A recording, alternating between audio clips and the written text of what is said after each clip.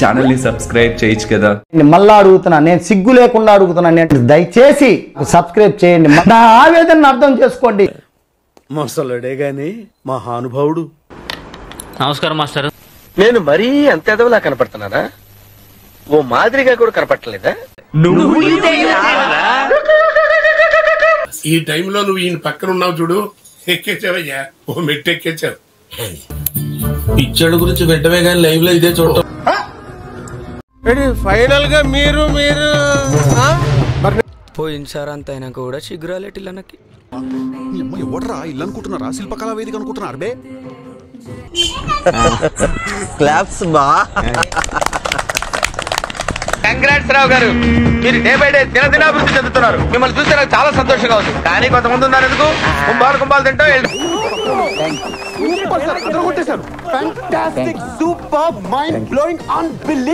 ఎత్తిన ప్రతి ఏలు ముడుచుకోవాలి, జారిన ప్రతి నోరు మూసుకోవాలి. అసలు మీరు నన్ను చాలా తక్కువ అంచనా వేసుకుంటున్నట్టు అన్నారు గారు. నేనండి చాలా తక్కువ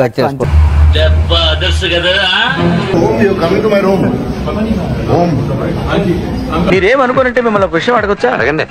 ఫీల్ అవ్వకూడదు, అడగండి. మనసులో పెట్టుకోకూడదు, అడగండి సార్. మీకు కొంచెం నోటితో ఎక్కువండి. సారీ బాబాయ్, ఉదయం పళ్ళు తోముకోలేదు, అందుకే నోరు స్లిప్ అయింది.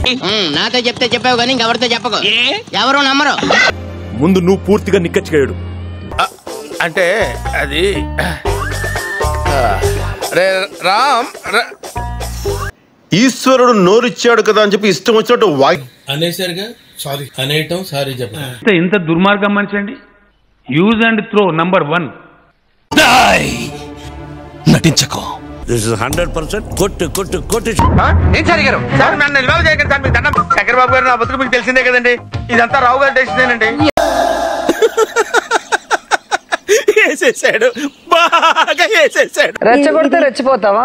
రెచ్చవాడు అంటే రెచ్చిపోతారండి. నీకెందుకు రా మధ్యలో కూలా? శుభ్రంగా సమాజంలో భ్రష్టు పట్టించి నన్ను బయట గలీజ్ చేశాడండి. ఏంటి బ్రో అంత మాట అన్నావు? నీకు ఎన్నిసార్లు చెప్పాలరా? కానీ వ్యక్తిత్వాలు మార్చుకుంటారా అంటే అబ్బాయి మేము మారం ఇలాగే ఉంటామంటే ఎవడికైనా సారీ చూద్దాంలే. చూడటం కాదండి, మీరు చెయ్యాలంతే. సరే, మీరు ట్రై చేస్తారన్నారంటే అది ఓకే అయిపోయినట్టే.